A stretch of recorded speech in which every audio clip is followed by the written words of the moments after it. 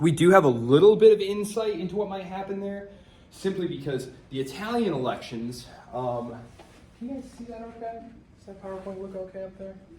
It's a little bright. Do you want me to try and turn off these lights up here, or are you guys good? You guys can see it? My eyes are getting old, so I struggle.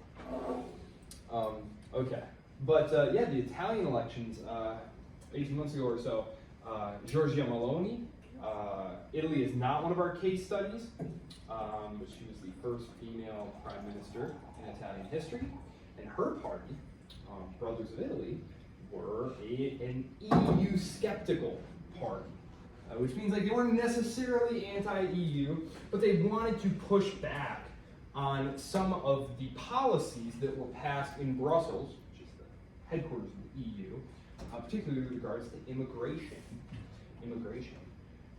And the EU was essentially able, for the time being, to kind of buy them off, essentially, because they have money, they have the purse strings.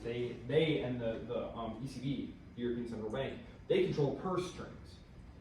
And so they could really put the Italian government in a real pinch economically. And most of these governments, France is a good example of this, these governments are not in good financial shape. We're going to talk about why. Because even though Italy is not one of the cases we're going to look at, Italy has a lot of the same problems as France in terms of just being structurally uncompetitive. And we'll talk about what that means. So, France. This is what we're up to today. First off, some absolutely beautiful, beautiful architecture. Right here, and this is actually all from Paris and its immediate environs. Of course, I could have filled slide after slide after slide of the various castles and museums and wonderful things that they have there. But if you go to Paris, If you go to France, you'll probably land in Paris. And these are some of the things that you're going to see here. We have the Arc de Triomphe right here. Lovely. Napoleon commissioned that right there. It's very cool. This is the Louvre. This is the museum where you'll have to go and stand and wait in line for a couple of hours to see the Mona Lisa. And the thing about it, when you see it, is it's actually really small. And it's kind of like this sort of like conveyor belt, you know, and you really only get to see it for, 30 seconds, a minute. And it's very small, kind of small. So there's huge tapestries there, just these glorious full frescoes and things. And the one that everyone really wants to see is actually kind of small. But anyway, and so this was an old palace. I actually forget the name of the palace that this was, but this is Versailles. So when we talk about the old French kings at Versailles, can you all see the cursor up there? Okay, that's Versailles right there. And this was the inside of Versailles. Very splendid, very splendid. Actually, they had an interesting policy because the French monarchy, as we're going to see, was chronically in debt because they loved fighting wars, and part of that was just that they were landlocked, and so they had an army, and they also needed a navy to compete colonially. But even though they were in huge financial trouble, especially as we creep towards 1789 and the French Revolution, their strategy was, and mind you, this is before the days of public finances and stuff. There wasn't even one collection of what the king owed. The king knew they were in trouble, but they didn't know exactly how bad it was. They felt like if we cut our expenses, it's going to send a signal to lenders around Europe, and they'll be like, ooh, the French monarchy might not be a good risk. So they spent even more money to be like, this will show everyone that, this will send the signal that we're actually doing just fine. We're going to spend even more money. So you get all sorts of really great stuff like this. They called it the policy of conspicuous consumption. That even though you're broke, you're going out and being like, yes, I think I'll take 6 or 7 of those. And everyone's like, oh wow, he must be really well, Interesting, yards. Do you know where yards come from? Lawns. You ever thought about lawns? Who here had a lawn growing up? I grew up in the Midwest here in Michigan, so you have a lawn, right? Okay, do you know where lawns came from? This is really funny. So, if you owned property, you needed to plant food there, right? A, to live, and B, to take what you didn't need to live to sell in the market, right? And so if you were a landowner, being able to have a nice big area that you didn't plant anything in, the bigger the yard, the better you were doing. So it was like, I actually have so much land and so many crops and stuff, I don't even need to grow anything here, actually. I just have this yard here. You know, so you rolled up to a guy's place in your carriage and you were like, whoa, you see the size of his yard? Dude, his portfolio is doing great. He must have bought it. So, yeah, so there's Versailles. This right here is the Palais Bourbon. The Palais Bourbon. They use it now to house the National Assembly, which is like the Congress, basically. This was the Palace of the Bourbons that was in Paris. Versailles is now technically inside Paris, but back, you know, several hundred years ago, it was actually several miles outside of Paris. But of course, Paris has expanded with population, and so now it's comfortably inside Paris. And then this last one here, this one is Notre Dame, right here. And I actually included two pictures of it, because a lot of times they'll just show this picture here, but this is actually what the church looks like the full shot. But a lot of times they'll just show the front colonnades here. So, but that's it. And of course, that just reopened not too long ago because there was that horrible fire, right? Absolutely horrible fire. So, there you go. If you are ever in France, and specifically in Paris, these are some of the wonderful sights that you can see. Next up, this is the French flag here. The French flag. The tricolor flag, the tricolor. This is the revolutionary flag that they created. If you want to see the Bourbon flag, the flag of the kings, that is, they have that on page blah, blah, blah, 84. 84. So you can see it has the fleur de lis on there. This is the flag of revolutionary and Napoleonic France. And for those of you who are interested in studying the different flags of Europe, you will notice that virtually all of Europe has a flag that is a tricolor of some kind, right? Some of them, you know, have the pattern like this. Some of them have the pattern like this. But virtually all of them are tricolor flag. So, and that's where that comes from. The French were the first. Vexillology is the study of flags, by the way, in case you ever get that as a question on Trivial Pursuit. Okay, so. I got a question real quick. Yeah. Were the Netherlands around the same time making that flag too? Because I thought I read that they were. Yes, so, okay, so the creation of the Netherlands. It's a complicated one because, of course, you have gosh, how many was it? 16 different provinces, and they split, and parts of it eventually become Belgium. The other parts of it become the Dutch Republic, right? Now, the Dutch Republic is formed over the course of the 80 Years' War against the Spanish Habsburgs, right?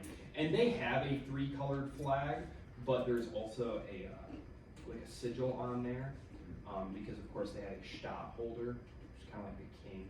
He wasn't technically the king, although one of the stadtholders, we learned last week, William of Orange, gets invited to become king of England. So that's how that ties together. Okay. So, yeah, thank you. Good question. Yeah, that's actually the first. Well, it's hard to say the first, because of course if you ask someone, they'll be like, of course we were the first to do this, first to do that. But if you go study Italian history, you'll find that there were actually republics all over the place. In the medieval period, in the early modern period, things like the Republic of Lucca, the Republic of Venice, the Republic of Florence, et cetera. Then you have the Dutch Republic. So of course, you know, the French come along, and the French have to be the first to invent everything. And so like, the Gloria, you know, the first republic. There are many republics before that, including the Dutch Republic. But the French Revolution and its republicanism is going to be radically different than the Dutch example, because it is revolutionary republican nationalism that is going to see it as its mission to spread itself all over Europe.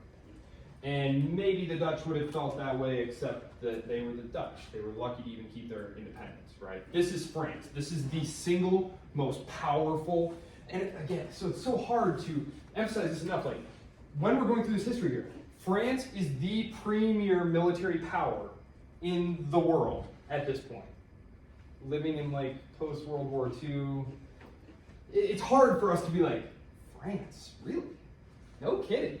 But really, they were the bee's knees. They had the biggest army. They were ready to dominate some stuff. Absolutely.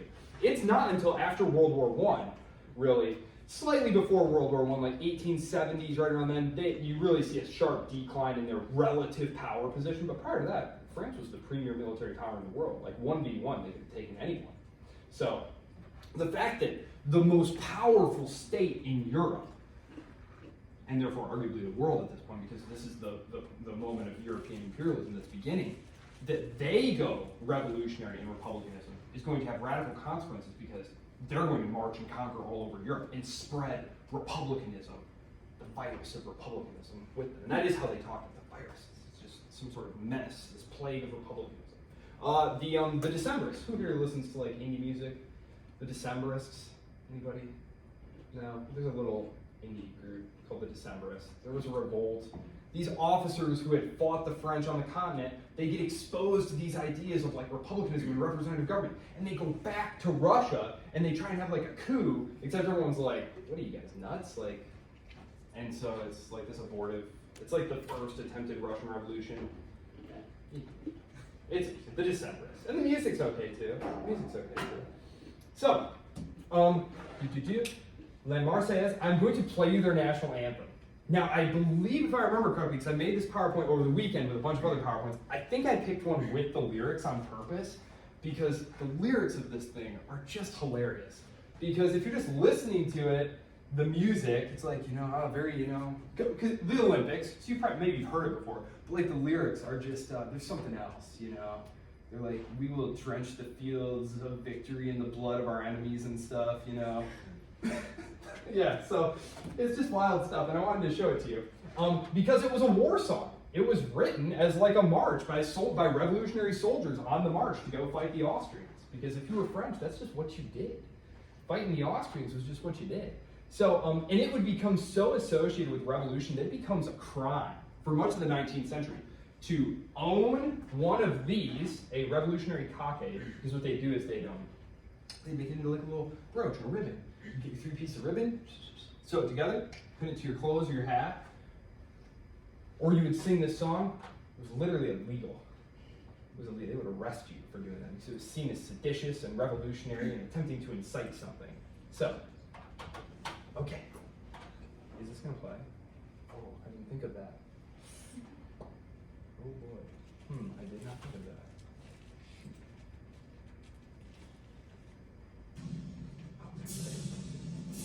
How loud is this going to get?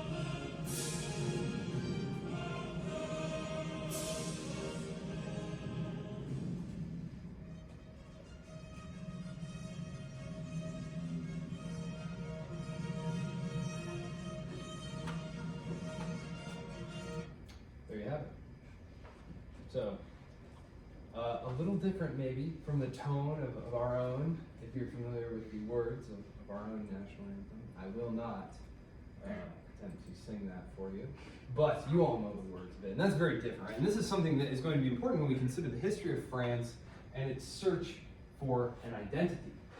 We talked about political economy, we talked about identity. Who gets what, why, and who are we? And usually those questions are tied together, right? The martial spirit, the military spirit. As I'm talking about that loss of identity, you have to understand that France was the premier military power in Europe for a couple of centuries. The army comes to be essentially equated with the glory of France, right? And so when we reach the Dreyfus affair, which I don't remember what page that's on, but I have it starred there, so I make sure to talk about it. The Dreyfus affair. This is where essentially the army indicts one of its own, saying that he's spying for the Germans. This is in like the 1890s. The evidence was contrived, wrong. It was a huge cover-up, and it took 15 years. And it was very, very hotly contested. Because to say that the army was wrong or was behaving dishonorably was essentially to call into question the honor of the country. It was unpatriotic to question the army, and we will get to it. And just in case I forget, I know you're all going to watch this video countless times, probably share it with all your friends. If when we get to the Dreyfus affair, you're like, wow, I absolutely must read more about this. There is a lengthy treatment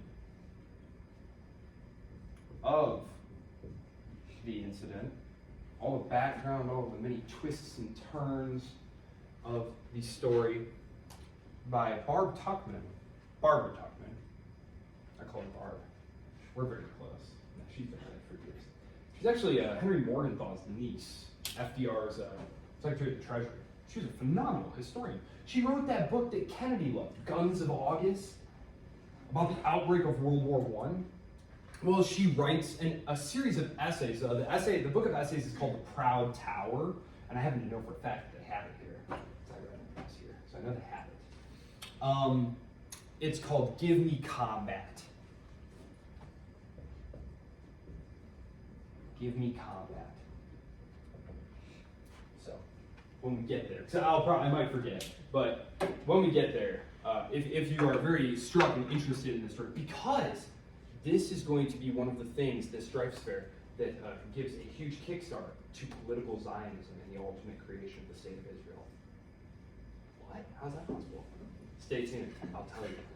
Okay, so just a couple of notes there before we dive into things.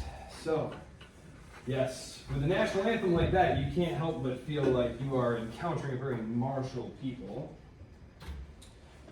Here we go, Europe, circa 1700, because that's basically where I'm going to start you up. For those of you who already read Roskin's invigorating chapter here, the chapters are lengthy, but they are well worth it. They are well worth it. He really takes his time here.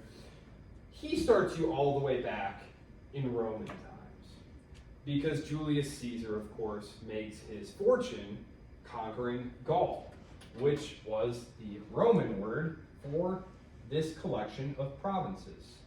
The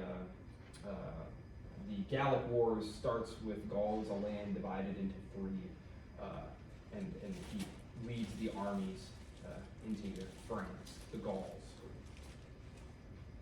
I am not really going to spend a whole lot of time there. All I will say really is that this area here, France, the area of France, is part of the Roman Empire for solidly 500 years, and is very much within its economic and social realm for even longer than that. And again, I talked about this with my 100 level class the other day. If I asked you, how long ago was 1960?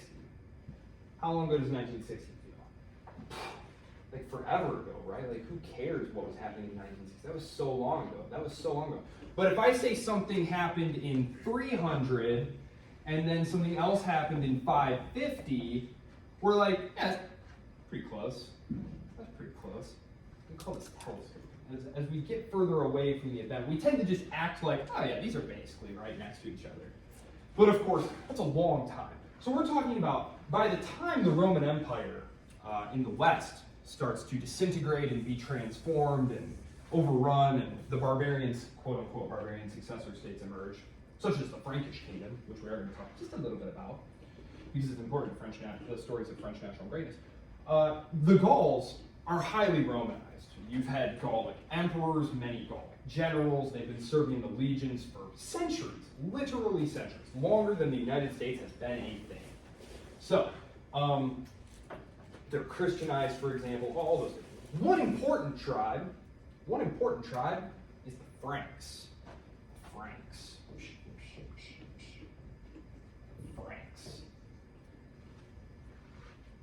Kingdom of the Franks. So, just at like a surface level, you have the Ostrogoths and the Visigoths and the Vandals and the Huns, and well, the Franks are one of these prominent military tribes, and they're in that area, which is now France, but which was called Gaul, and of course, the modern name for France derives from the Franks. So, one of the early kings who was very important is named Clovis. Clovis, this is where the derivation of the word Louis comes from. And he's actually baptized before the close of the 5th century. So right as things are completely falling apart in the Western Roman Empire, which of course, remember the empire was split. The right half of the empire is going to become Orthodox Christian, and it's going to be ruled from Byzantium, right here. The western half is going to fragment into competing successor states, and that's going to be Catholic. At least until the Reformation, when things get really complicated. But so you see, the institutions of Christianity were already very well entrenched in these areas. So Clovis, and Clovis, of course, is important because he's eventually going to progenerate a line that will culminate with Charles Martel and then Charlemagne. Now, Charles Martel is Charlemagne's grandfather, and I'm just going to throw this up here real quick, just because I don't know if you guys are aware of like just how contingent history is here. Spread of Islam, 800s. Let's get an image here. Yes, boom. You guys see this okay? Okay. So Islam is spreading out of the Arabian Peninsula. They fight a very important battle here with the Byzantines called Heliopolis, and by winning it, they gain access to North Africa. And rapidly, these are very sparsely populated areas. They're not encountering, these Muslim armies are not encountering large concentrations of opposing force. It's like the Russian Empire when it's blasting out into Siberia. There's just no one there. They cross this very narrow strait here, Strait of Gibraltar. It's not really like, and they come up through the Iberian Peninsula, and they're stopped. This fateful battle called Tours, Battle of Tours, by Charles Martel, and that's Charlemagne's grandfather. And if you look, that is how far Islam had spread into Europe by the middle of the 8th century. And so, one of those interesting counterfactuals of history, had the Muslim Moorish armies won, what would have happened? There are all sorts of writings on that. But anyway, because of course, over here, eventually the Ottoman Turks, several centuries later, are going to push the boundaries of Islam all the way up here into the Hungarian plains. At one point, they'll be besieging Vienna, which is the capital of Austria. So, I mean, Europe would have been cut down to just about that, right? So, very interesting. Anyway, so that's the situation there. Charlemagne creates a very large empire. The Empire of Charlemagne. I'll just pull that up. The Empire of Charlemagne. I'll just show you what I'm talking about here, because he spreads the territory of the Frankish kingdom into the area which is now Germany, right? And this is important because both Germany and France kind of hold him up as sort of a part of their mythology. as one of the progenitors of their own states. And I don't know how many of you had me for 122. I know you did. I talked about how when you have this great conqueror who builds up a kingdom, oftentimes what happens when the conqueror dies?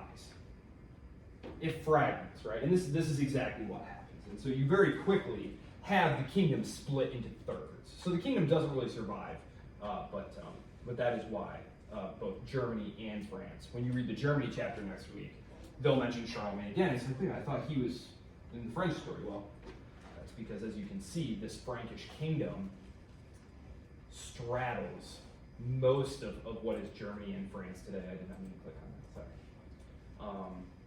Yeah, so, and they were spreading Christianity too.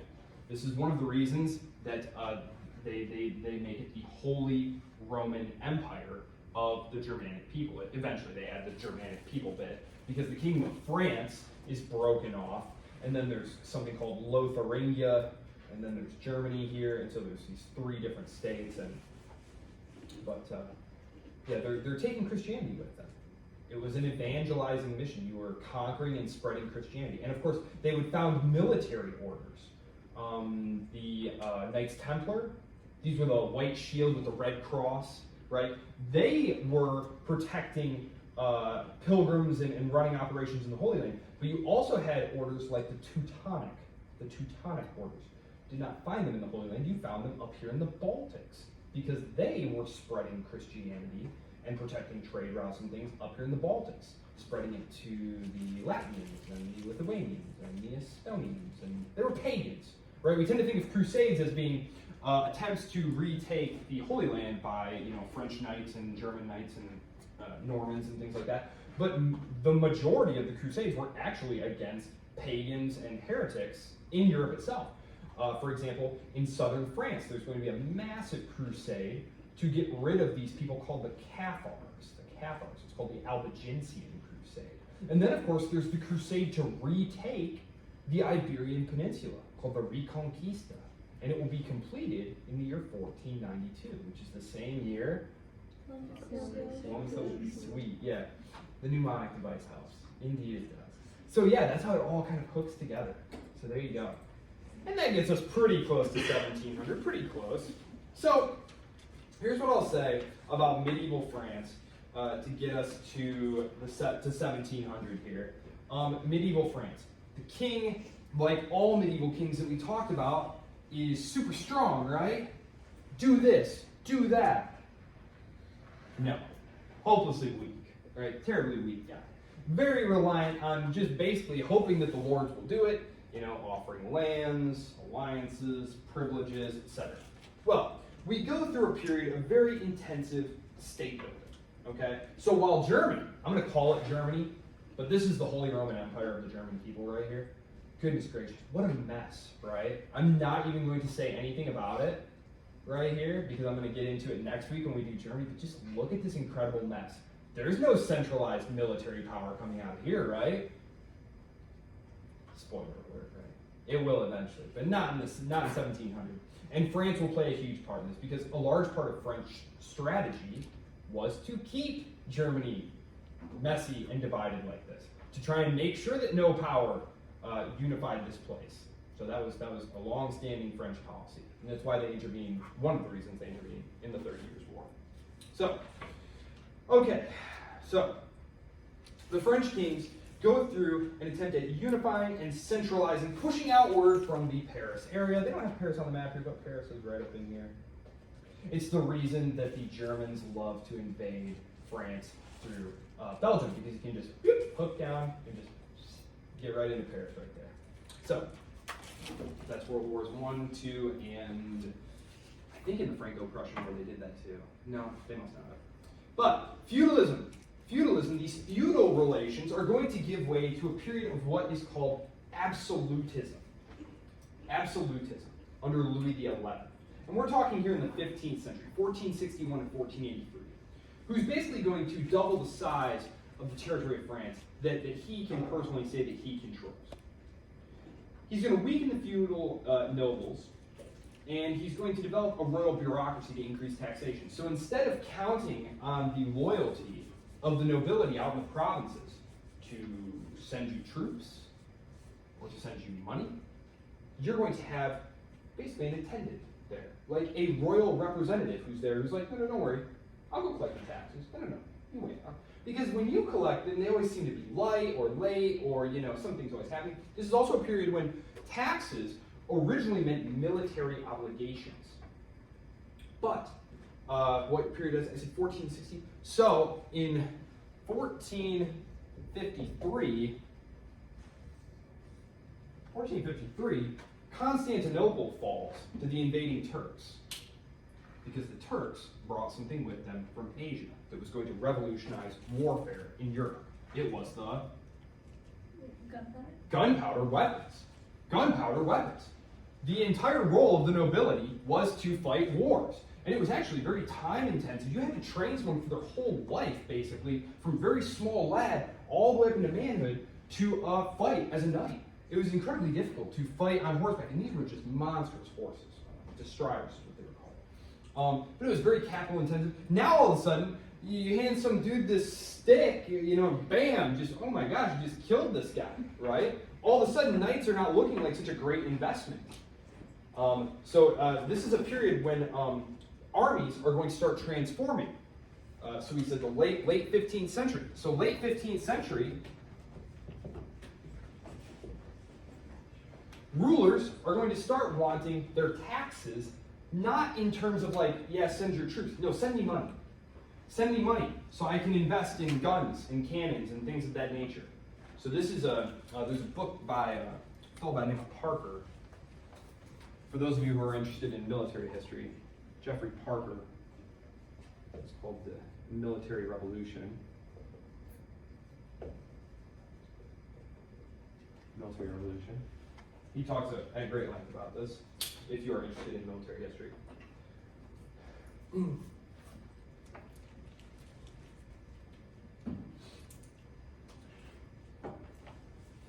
Louis is also going to cultivate relations with Rome.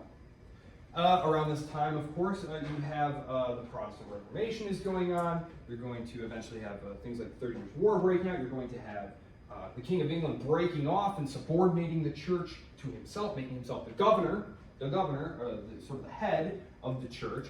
The French kings are not going to do that.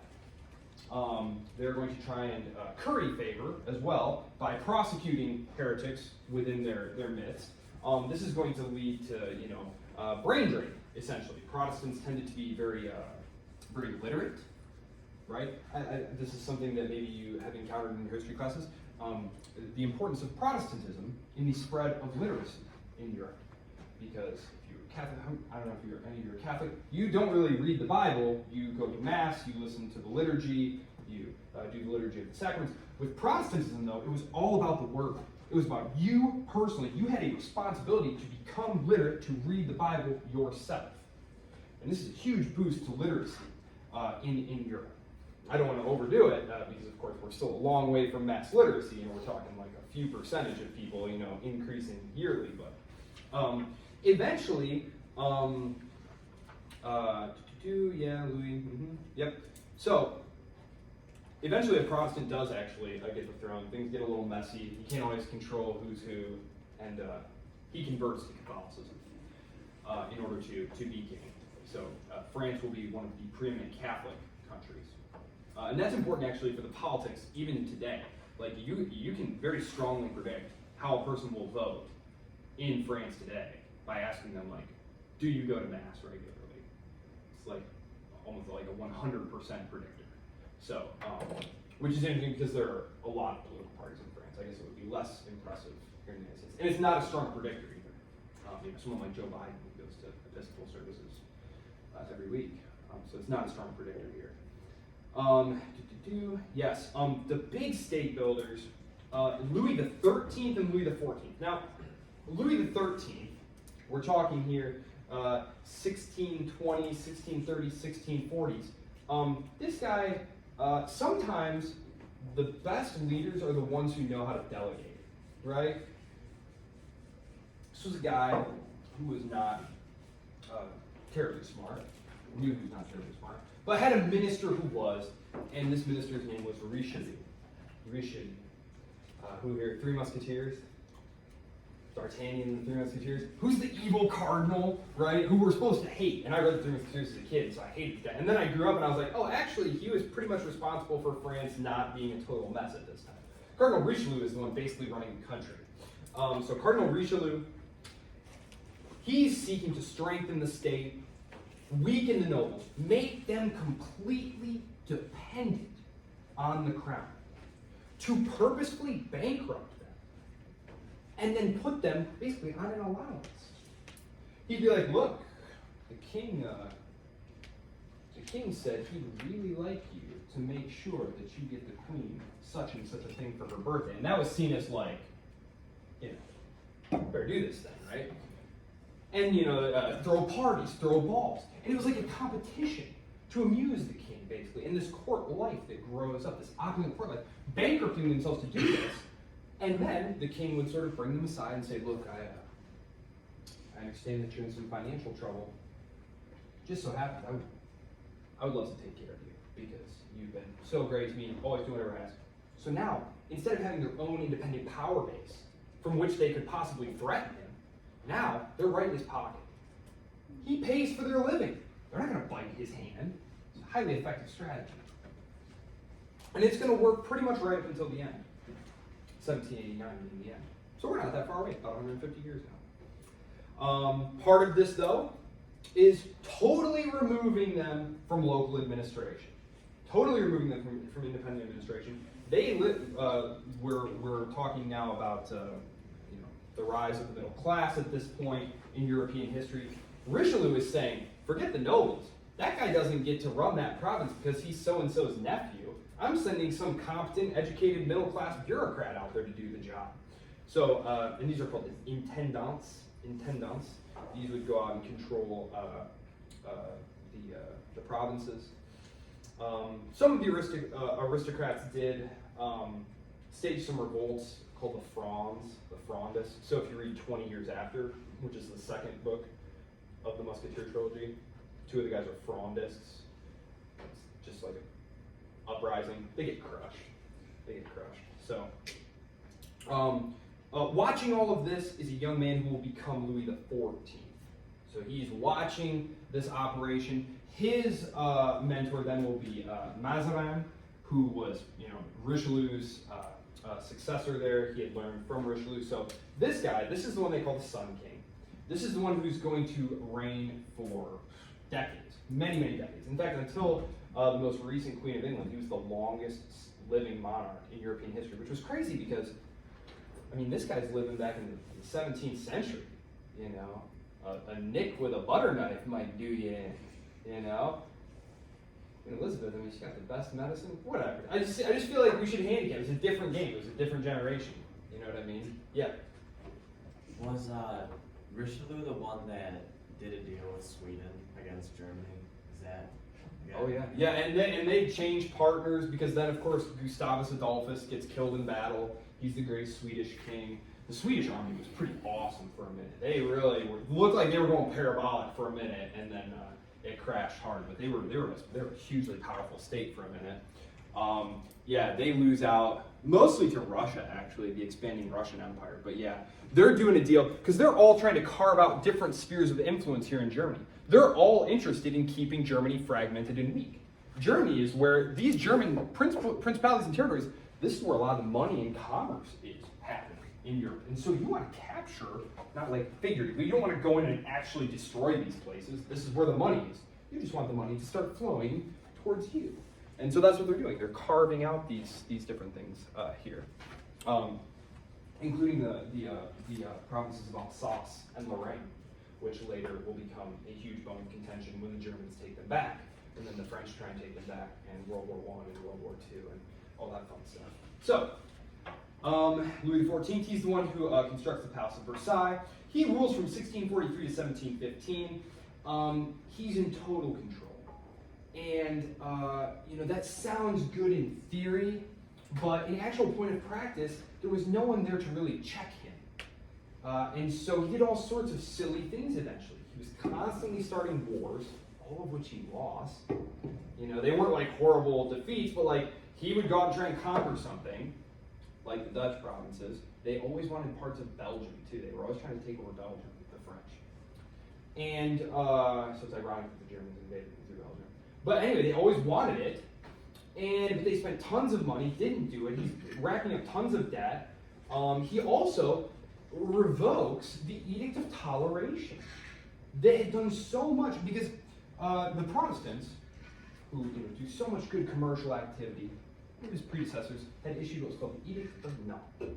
And this was an Edict of Toleration that said, look, if you're Protestant, I know we're a Catholic country, we're the Pope's guy, but you're safe to practice your religion here. You don't need to fear persecution, you don't need to flee to the Netherlands, you don't need to flee to England. Just live here, do your business, pay your taxes, etc. He revokes this. He revokes this because, again, absolute power. It's just not a good thing for anyone, including someone like him. So, yeah, war and magnificence, huge financial drains, building huge palaces, fighting wars, losing them all. This would actually become sort of a modus operandi as we go through the coming century, actually. So, they also are embracing a practice known as mercantilism.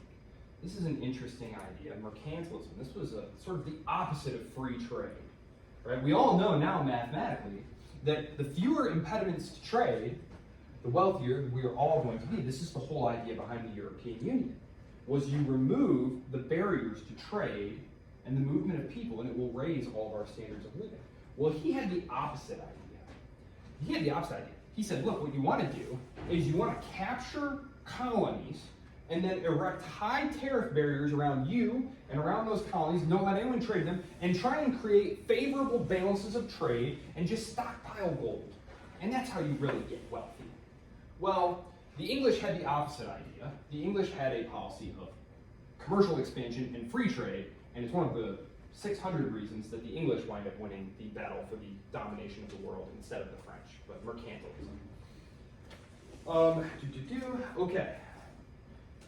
All of this right here, though, has a legacy that we're going to see today. It's this policy of centralization, of state control, of management, of state direction. This is all a legacy that persists. It's going to persist through the Revolution, through the 19th century, and into the present day.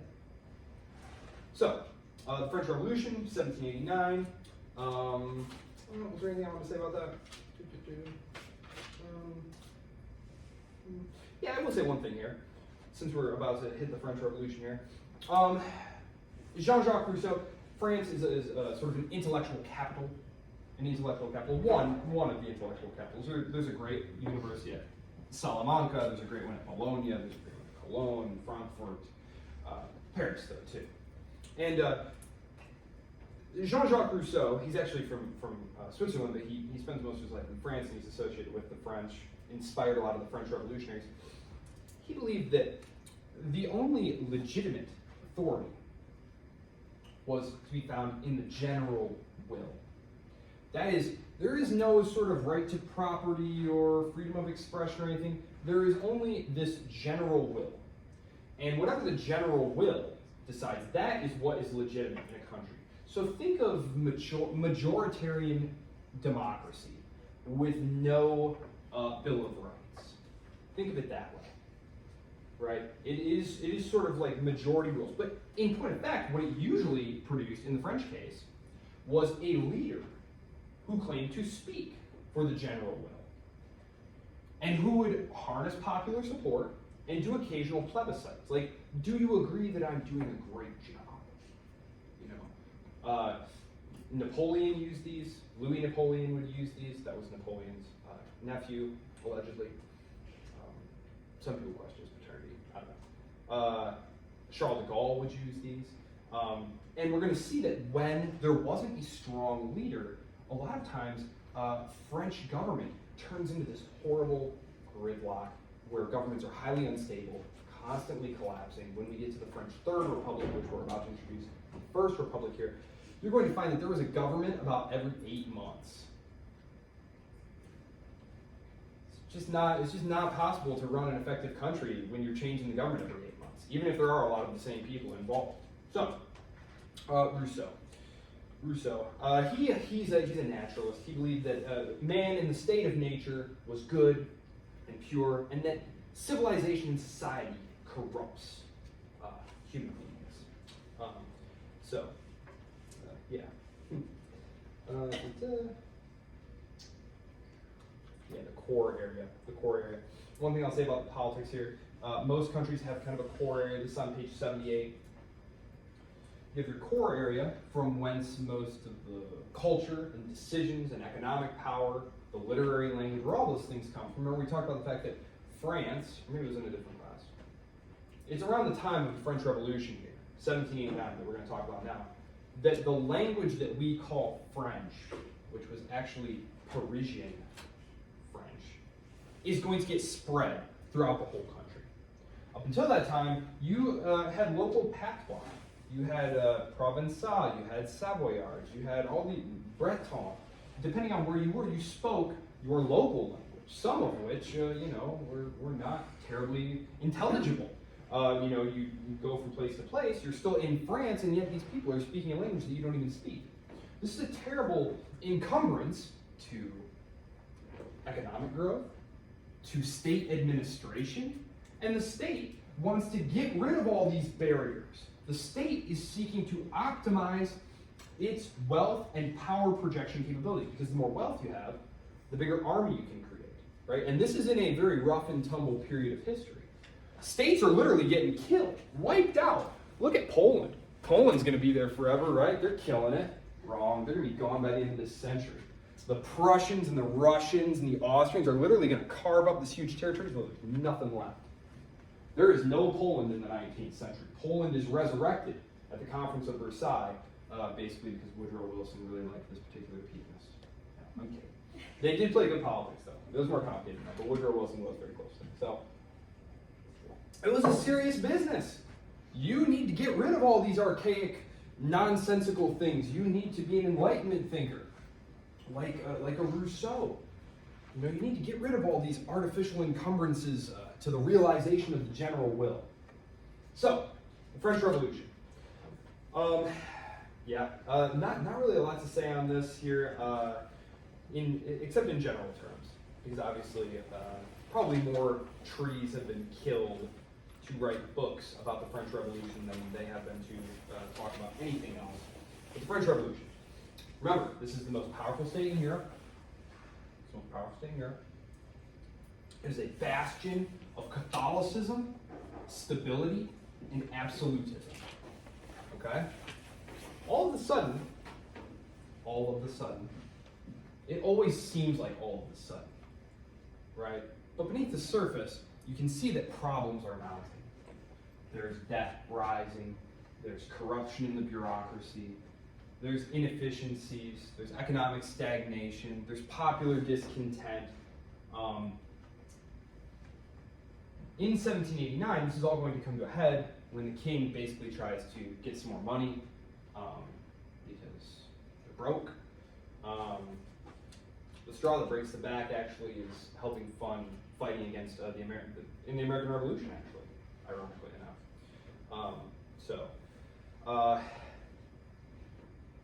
The elected assemblies, though, are going to push back. They're going to say, no. If we're going to give you some more money, we're going to start getting a say in what goes on here, because you haven't called us together to talk about this in over 100 years. The Estates General hadn't been called since like the early 1600s, and now we're at 1789, and the king calls you up and says, yeah, I need some more taxes, more money, and no input, thank you very much. And they're like, not so fast. We've got a few demands that you're at least going to listen to. So there's initially, there were kind of two revolutions. I guess I will say this. So in 1789,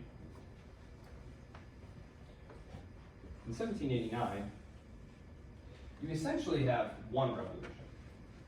This is when reformist-minded nobles want essentially to create what England has, which is a parliamentary monarchy, where the king, yes, can direct foreign policy, and have certain purview there, put his stamp on budgets and things like that. But the actual taxing power and legislating power, that's actually going to be with us, where we are going to debate in an assembly, we're going to vote. Now it's going to be a very limited franchise, only, people with a lot of money and a lot of land are going to vote, just like in the original United States, right? Like it's going to be, a very limited constitutional monarchy republic kind of deal is what we're going to have going on here.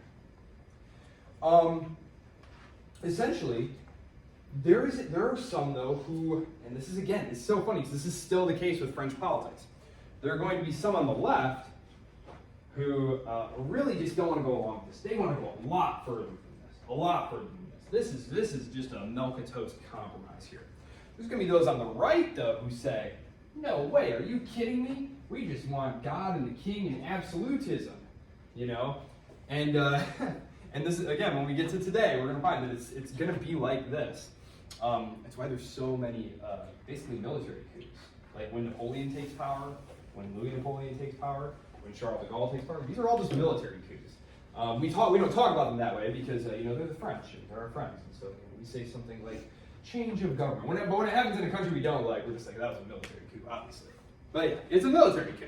And it's because you have this intense, ferocious partisanship that's not allowing anything to get done. And in this case, what's going to happen here is the unwillingness of either side to support them is eventually going to lead to the most radical taking power for a time. This is the revolution of 1793. 1993. Thank goodness, no. The 1793. This is what historiographers would say is like, hey, look at someone like Adolphe Thiers. He would say we had the good revolution here. And actually, the Centennial French historian, who in 1999, I believe, they had him write he was the national historian of France. He said, look, let's be real. 1789, this was like a good revolution. This was like a British or American style revolution to try and get accountable government for the people. But it ran off the rails because no one would support it, and there was war going on, and war tends to, sort of radicalize things. We had a bad revolution in 1793, and this is where the Jacobins came from. So this was the guillotine, off with their heads, all those things. I want to say a quick word about left and right here, because this is something kind of interesting here. This is where our modern terms left and right come from, right? They were seated on different sides of the hall. And so if you were on the left, you were pushing for more of a social revolution. Whereas on the right, with like redistribution and all these different things, where if you were on the right, all you really wanted was a political revolution. You just wanted a say in the government. You didn't want radical redistribution and things of that nature. So that's where left and right comes from, is from the French Revolution. Yes, so the Reign of Terror, the Revolution of 1793, this is only going to last about a year. 1794,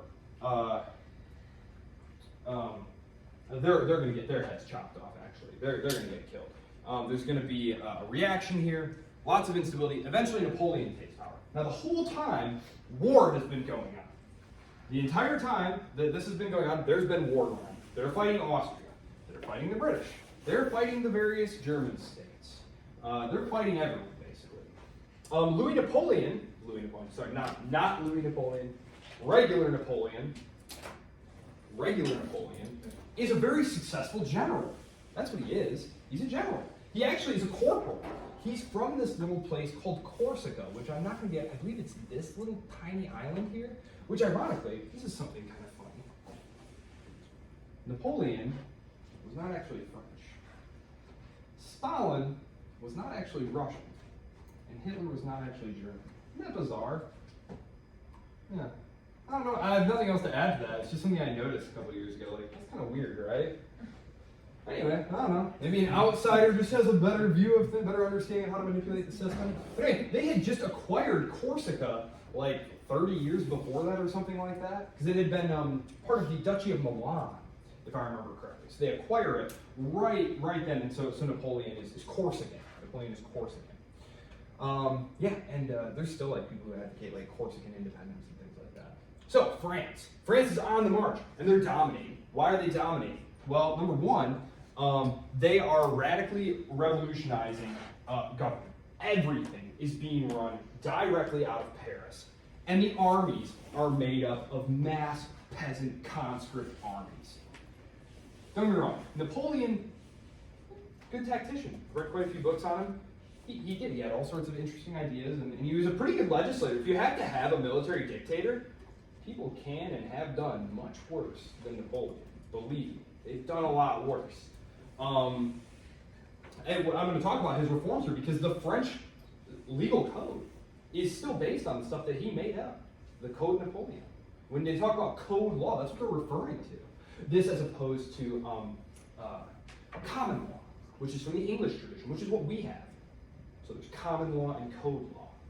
And the code law comes from the Code Napoleon, which he's going to institute here once he becomes El Presidente in a minute. Because first what he's going to do is he's going to wipe out all the competition. And he's doing this with mass peasant conscript armies. And again, it's obvious to us, right? Like, well, you're in a military conflict and you just call up the people, right?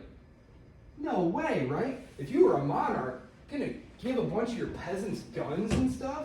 That's crazy, dude. They're probably gonna use them against you. Most of the time when you used your army, it was to put down a rebellion by your subjects. Ungrateful subjects. You just never do what they're supposed to do. No, the French say, hey, this place where we live, it's not the property of some king anymore. This is your country. France is your country. We're Frenchmen. We are the French nation. It's our country. And it's under attack. We need to fight to defend the fatherland. It was a highly compelling narrative. And you read accounts of, from Prussian officers and different people. Clausewitz, who wrote On War, right? The great book in the 19th century about warfare. He was one of the people who unfortunately came up against these French armies of Napoleon, and he writes in the book about how esprit de corps, the morale of the troops, is something that it's hard to, because you can count the number of cavalry detachments and the number of artillery, but you can't really quantify the morale and the passion and the spirit of the men. But he's like, these Frenchmen are just insane. Like, just running straight into artillery fire, getting mown down, and just overrunning you in these human wave attacks, right? Because yes, there are gunpowder weapons, but you have to think, like, it was... Are you guys familiar with how flintlock weapons operated? You'd fire it, right? And then you'd have to stand it, pour the powder in, ram the bullet in, right?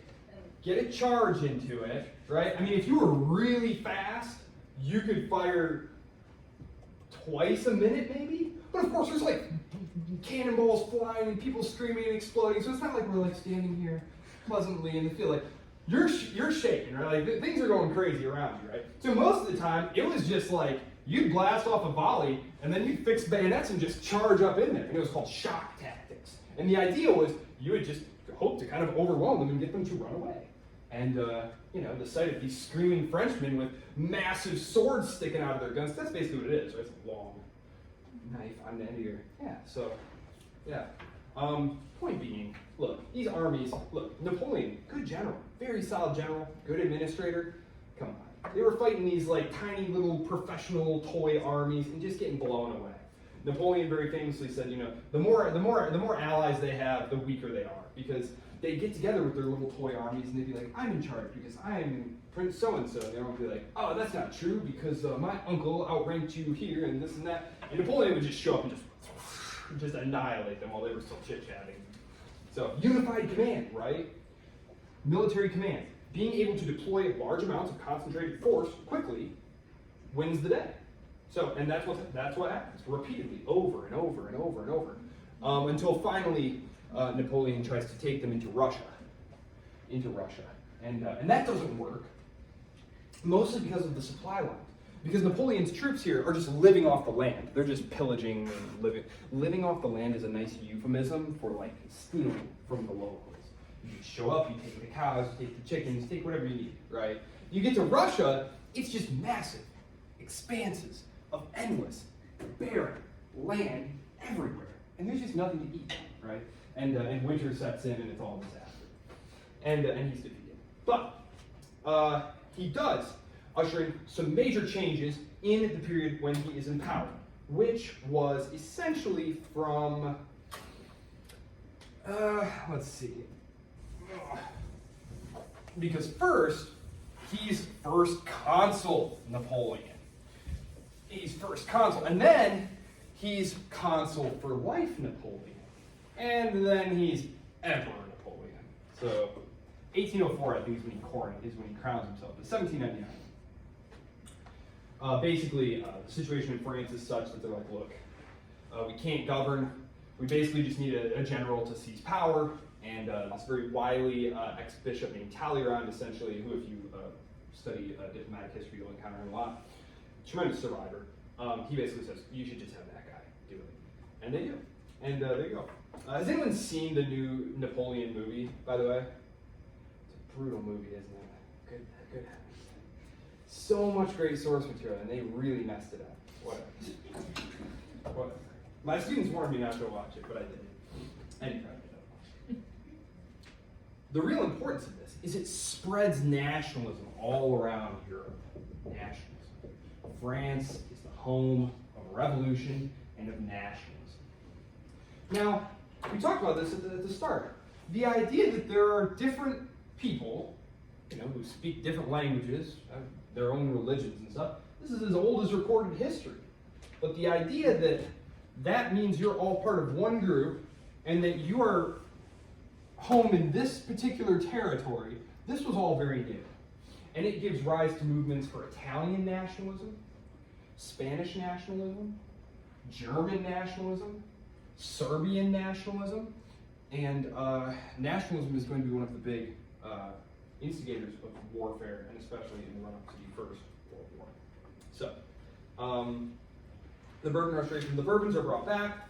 That is after Napoleon finally loses his final battles.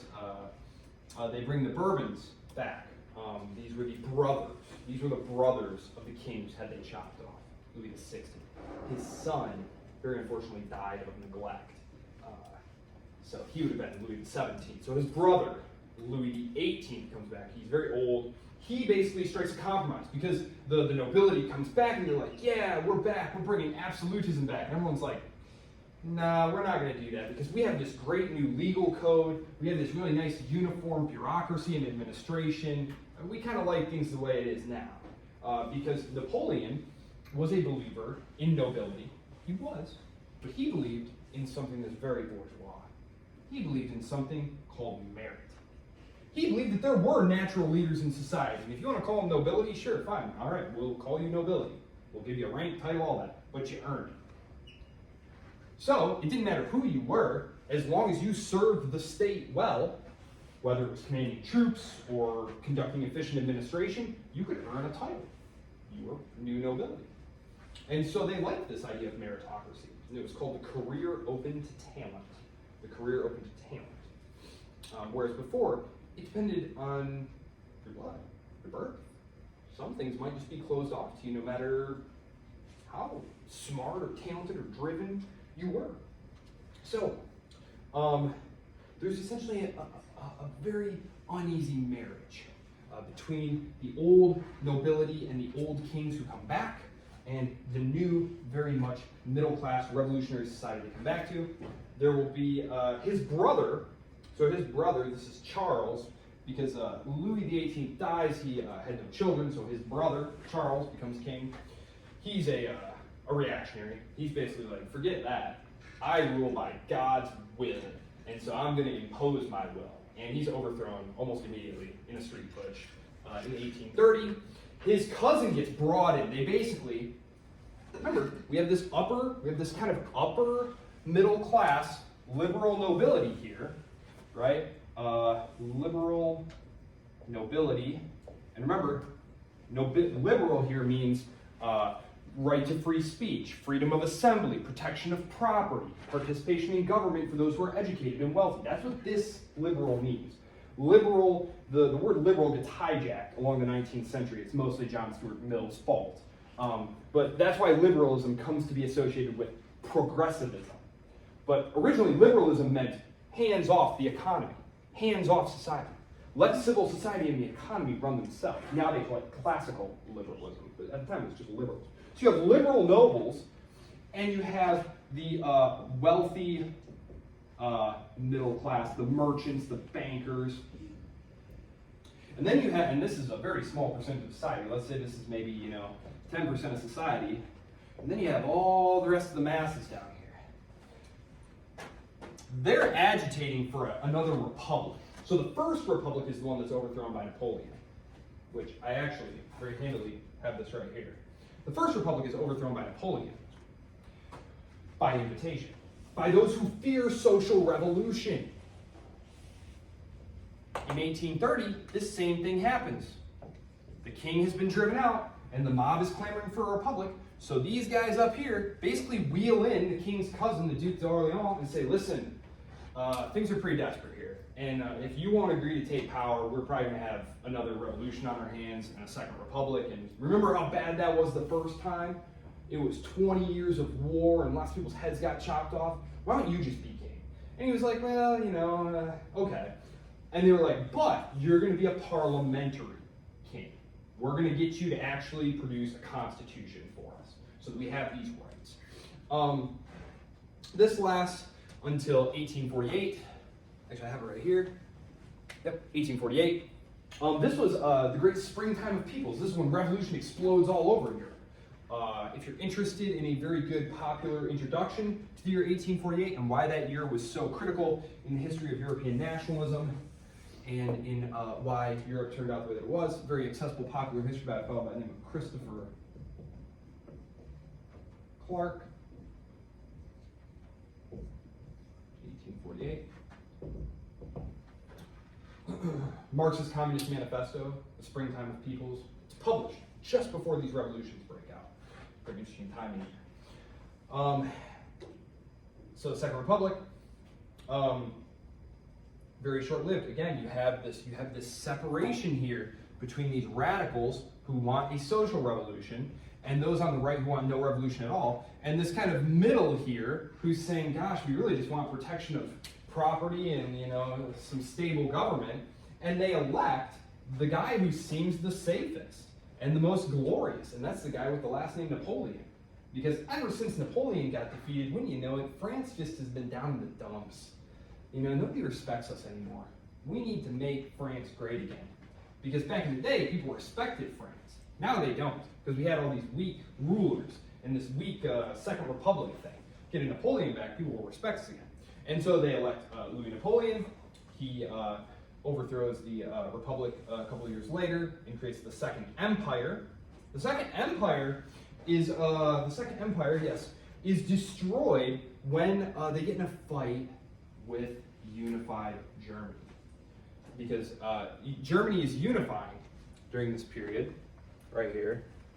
In the 1860s, they fight wars against Denmark and Austria, and then they fight their final war against the Second Empire, and they defeat and destroy Louis Napoleon's regime. And this is going to set the stage for that implacable hatred. The Germans don't actually really hate the French. They honestly want an accommodation with the French. They feel like, look, these are German-speaking territories. We just want them back. You kind of took them away from us during the 30 Years' War way back 200 years ago. But the French see this as the ultimate humiliation. They want them back. Anyway, so this ushers in the Third Republic. The Third Republic.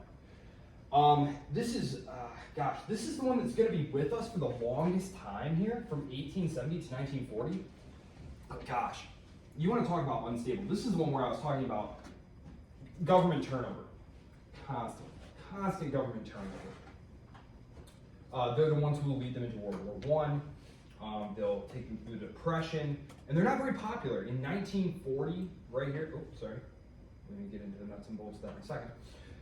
I'm really just trying to bring you up to where we are now before I let you go for a break. And then we're going to dive into modern day France and what they fight about and how it all works. The Third Republic here, 1940, this is the one that surrenders to Hitler. They surrender to Hitler Germany and strike a deal. It's actually kind of interesting. De Gaulle, who will be the founder of the Fourth Republic here, the Free French Republic, he actually fled and was living in exile. Vichy France was negotiated by the sitting government of the Third Republic. The Fourth Republic. This will be toppled in 1958. Can you see that? 1958 right there. And this is something we're going to talk about because there's a war to keep their colonies. The French were very reluctant. Again, in the 19th century, you know, you have this embrace of Louis Napoleon because he's going to restore greatness. You have this cult of revanche against the Germans and the restoration of French military greatness. And even after all those disasters, they want to hold on to their empire. And so they, as soon as World War II ends, they march their troops right back into Indochina, which we now call Vietnam, and start trying to reassert control there. They're ultimately defeated at a battle called Dien Bien Phu. They built this fort, it's a French phrase, they built this fort right in the midst of a bunch of hills, right? Just getting bombarded, so of course they lose.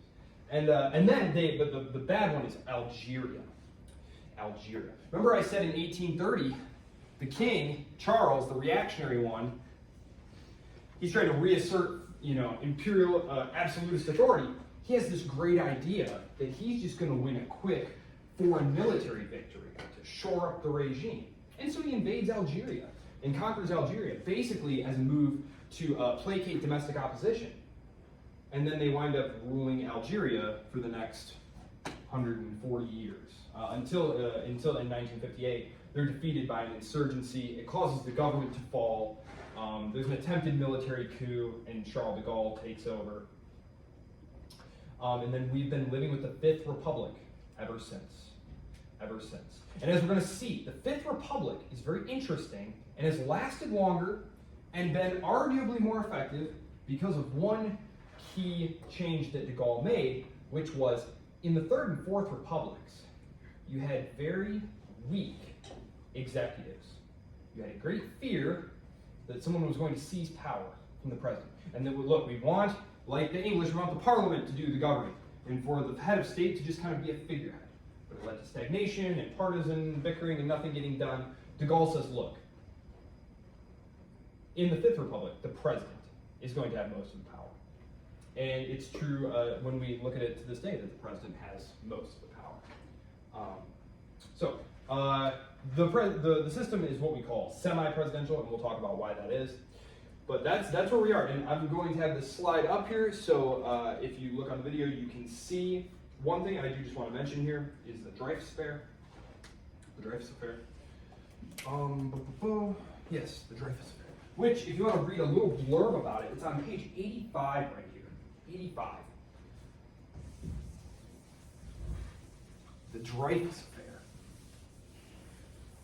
So Germany, remember, England had been the enemy, going all the way back. That's who they had fought the 100 Years' War against. It was always perfidious England, perfidious Albion, always bothering them. They defeat Napoleon. Well, after they're defeated by Germany, hatred of the enemy switches from England, who becomes kind of a friend eventually, a helper to fight Germany, to hating Germany a lot. And this army officer, Alfred Dreyfus, is accused of selling secrets to the Germans, military plans, military secrets to the Germans. It was actually a minor French noble who was doing it, minor officer. But suspicion fell upon him, and he was seen as very likely because he was Jewish. And anti-Semitism is something that we kind of associate with Hitler or Germany, right? Actually, anti-Semitism was rampant in all of Europe, pretty much until World War II. In the run-up to World War II, Hitler was literally asking other countries, like, hey, will you take some of these Jews? I really don't like them and want to get rid of them. Will you take some? And France was like, no way. And America was like, no way. And Britain was like, no way. Send them to Uganda or something. That was literally one of their plans. Like, they're like, we'll just carve out a new Zionist homeland in Uganda or in, what's the other place they were going to send? Madagascar. So all these bizarre ideas. But it was because, why were the Jews hated so much in France? So this is, again, Theodor Herzl is there as a journalist covering these events, and he's horrified because France was the home of enlightened, liberal government. And even there, at the turn of the 19th century, right at the dawn of the 1900s there, you have this explosion of rabid anti-Semitism. And anti-Semitism is largely come about because there was a famous expression during the Revolution because they go through this period of stripping away all the old laws. And one of the old laws that they had was regarding Jews. And they essentially wanted to bring them into French society, to make them into Frenchmen. And they said, look, as a people, the Jews should be given nothing. We can't have a separate nation, a separate people inside of France. If you're inside of France, you're French. So they said, as a people, nothing. But as individuals, any Jew who wants to become a Frenchman should get everything. And so you have these Jews who had worked very hard to assimilate into French society, who thought of themselves as French. And you have this explosion of anti-Semitism, that they're not real Frenchmen, that there's some kind of insidious invasion of the body politic that needs to be purged. And look, that one's selling secrets to our enemy, the Germans. And it is what prompts Theodor Herzl to really start pushing for the creation of a world Zionist movement that, through many twists and turns, ultimately culminates in the creation of the State of Israel. So that's where I'll leave you here, and I'll come see you again at 8:10. 8:10, when we'll talk about how the Fifth French Republic works, what they argue about. Yeah, and there you go. Any questions? Okay. Yeah. About the changing the topical paper topic. Yeah. Is that something? I'm not asking for a topic. I want you guys to be thinking about it. If you have a topic that you want, just send me an email saying, this is what I want the topic to be. Yep. Because obviously there are a lot of great topics in the book. If you don't want a topic from the book, I have a whole selection of readings on comparative government, like articles, like academic articles. And so if anyone wants one of those, just say, hey, you know, I was looking through the book, nothing really stood out to me. What sorts of articles could I write about? So, yeah. Does that help? Yeah, I Okay. did have the topic in mind. Perfect. Perfect. Sounds good. I'm glad. Yeah, anyone else who has a topic, please email me. I don't care if we have duplicate topics. I'm just going to look to hear from everyone to make sure that we're thinking about topics. Yeah. Does it have to be like, can it just be like a movement within a country, or what is Sure. it? Okay. Sure. Yeah, if you're interested about the Yellow Vest protests in France or whatever. We're going to talk about the Yellow Vest protests. Yep. We're in the Fifth Republic. Oh yeah. Right here. Like 2 minutes. Actually, I'll leave this one on. No, this one. Yeah. See, that looks all very obvious and clear, right? Just all these arrows. That's all very obvious how that works. I'll leave that.